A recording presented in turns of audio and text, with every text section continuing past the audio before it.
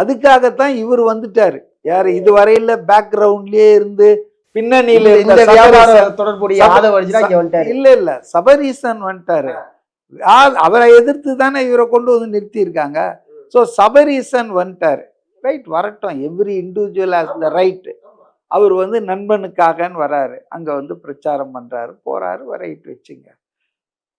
ஆனா அங்க இருக்க திமுக நிர்வாகிகள், அமைச்சர் சேகர் பாபு உட்பட அப்படியே இப்படி கை கட்டிட்டு பின்னால போறாங்க. நான் என்ன கேக்குறேன்னா, சபரீசன் ஆட்சியில எதுலயாவது இருக்காரா? பொறுப்புல இருக்காரா? திமுக கட்சியில எதுலயாவது பொறுப்புல இருக்கிறாரா? இல்ல. நீ வந்து ஒரு அமைச்சர், ஒரு மாவட்ட செயலாளர், திமுகல ஒரு அமைச்சர், நீ எதுக்கு என் மருமகன் பின்னாலலாம்? அப்ப குடும்ப அரசியல் எவ்வளவு கொடூரமா வருது பாருங்க. எந்த பொறுப்புலையும் இருக்க வேணாம், நீ எந்த எந்த இதுலயும் இருக்க வேணாம். ஆனா நீ வந்து நீ தான் இங்க கட்சிய நீ வந்து மேனேஜ் பண்ணுவான்னா, நான் இன்னொன்னு சொல்றேன். இன்னைக்கு தமிழ்நாட்டுல திமுக சார்பா தமிழ்நாடு பூரா பிரச்சாரம் பண்றவங்க யார் சொல்லுங்க பார்க்கலாம். நீங்க தான் மீடியால இருக்கீங்க, சொல்லுங்க. இல்ல நீங்க நீங்க நீங்க 3 பேர் நான் சொல்றேன். 3 பேர் தான். யார் யாரு? ஸ்டாலின், உதயநிதி, கனிமொழி. அதாவது கருணாநிதியின் குடும்பத்தை சார்ந்த இந்த 3 பேரை தவிர வேற எவனும் திமுகல மாநில அளவுல அவன் அந்தந்த தொகுதியில பேசிக்க வேண்டியதுதான்.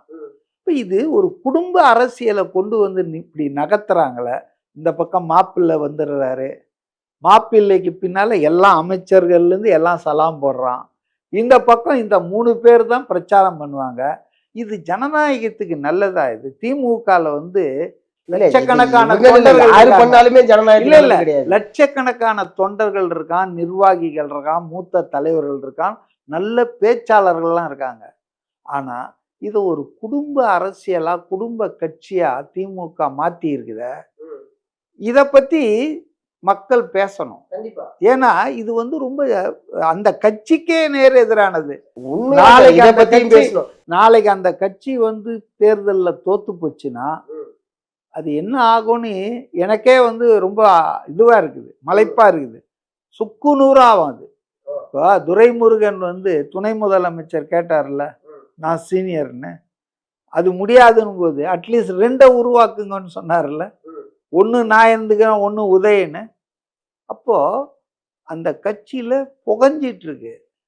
இன்னைக்கு அண்ணா திமுகல இருந்து வந்த ஒரு 10 பேர் தாங்க திமுகவே வழி நடத்திட்டு இருக்காங்க.